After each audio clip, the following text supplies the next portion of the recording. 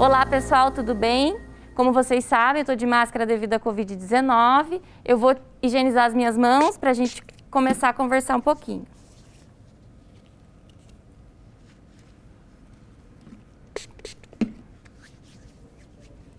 Para quem não me conhece, eu sou a professora Joelma Castilho, professora de Geografia. E a aula de hoje é sobre os impactos das queimadas sobre os domínios morfoclimáticos. Bom, certamente você já tem ouvido falar nas mídias nos últimos tempos a questão da queimada, que infelizmente está muito evidente. Por que a gente está falando da queimada e da questão do domínio morfoclimático? Porque para a geografia, o domínio morfoclimático é extremamente importante, é um conceito, né, que a gente vai aprender agora e vai verificar que ele está relacionado diretamente com o impacto que as queimadas causam em todo o domínio.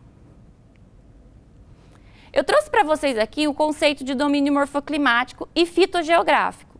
Os domínios morfoclimáticos representam a combinação de um conjunto de elementos da natureza, relevo, clima, vegetação, que se interrelacionam e interagem formando uma unidade paisagística. Ou seja, o domínio morfoclimático ele é diferente do bioma. O bioma ele considera apenas os fatores biológicos. No domínio morfoclimático, a gente considera o solo, a hidrografia, relevo, clima e como isso interrelaciona. Então, por isso que nesse trabalho de hoje, nessa aula de hoje, a gente vai tratar de domínio morfoclimático. O domínio morfoclimático foi descrito pelo Aziz Absaber, um geógrafo e geólogo, inclusive aqui da nossa região. Ele viajou o Brasil e descreveu os domínios morfoclimáticos. Aqui eu trouxe para vocês um mapa que mostra todos os domínios morfoclimáticos descritos por Aziz.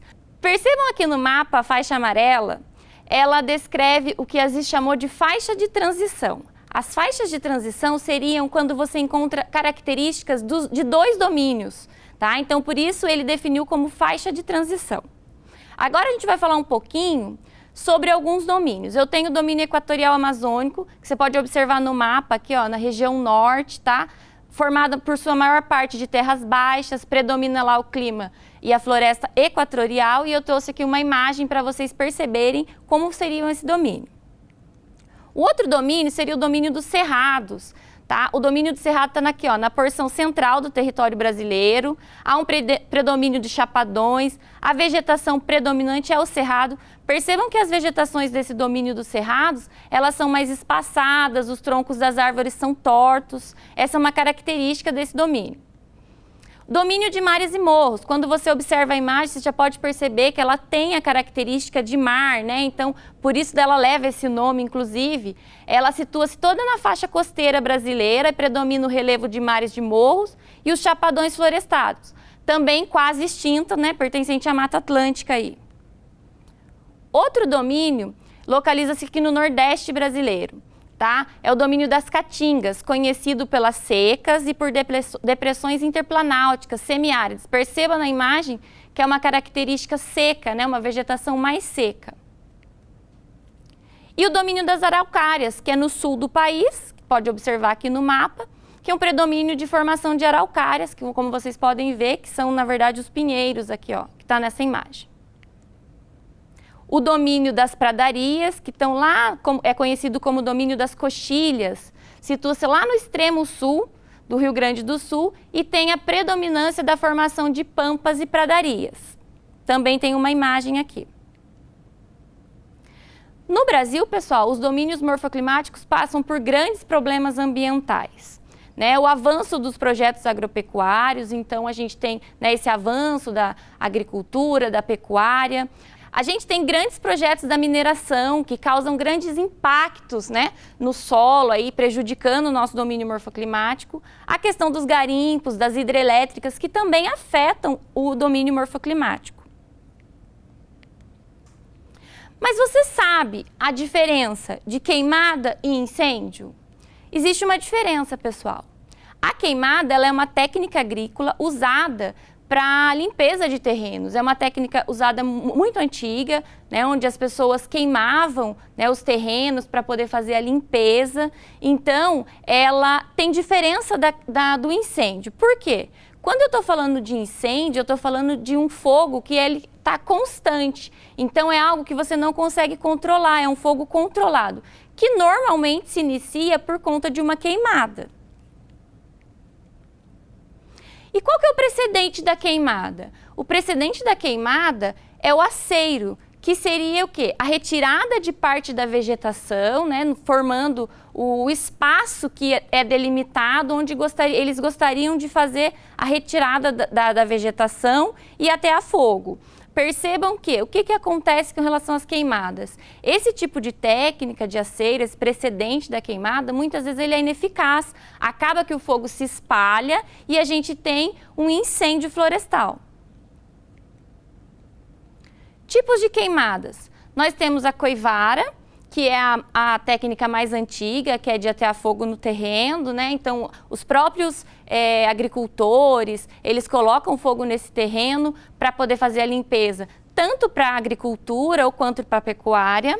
Nós temos o desmatamento, também essa técnica é usada, coloca-se fogo para tirar essa vegetação menor e aí sim fazer o desmatamento da vegetação maior, né, das árvores mais raras, para poder utilizar na extração de madeiras. E o incêndio florestal, que é essa queimada descontrolada, onde, né, a pessoa que coloca fogo ela não tem o controle, e isso acaba se espalhando e a gente tem aí um prejuízo muito grande em todos os domínios morfoclimáticos.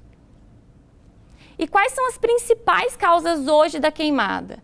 Nós temos a expansão agrícola, o uso de fogo para a limpeza do terreno, e isso a gente percebe não só em áreas rurais, mas nas áreas urbanas. Muitas pessoas hoje nas áreas urbanas têm seus terrenos, colocam fogo para fazer a limpeza. Nós temos também o analfabetismo ambiental, a falta de consciência ecológica, né, de que essa queimada prejudica também o solo. Existe uma falsa ideia de que colocando fogo, essa queimada, essa fuligem do fogo vai trazer benefício para o solo. Quando ela acontece de maneira poucas vezes, pode até trazer um benefício, mas do jeito que os agricultores, né, a pecuária, ela vem usando da queimada, não traz benefício algum ao solo.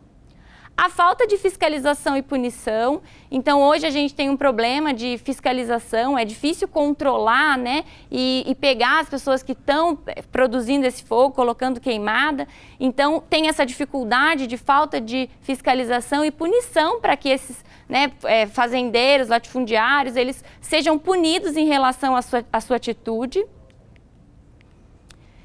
E toda ação tem uma reação, então nós temos as consequências da queimada. Quais seriam elas?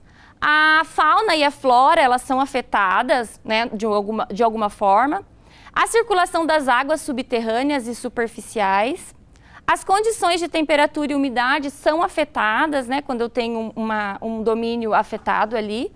A liberação de vapor e água na atmosfera também é afetado. Então, de uma maneira geral, pessoal, quando eu tenho uma queimada, eu tenho um comprometimento, né? A queimada, ela afeta todo o domínio morfoclimático e não apenas um bioma.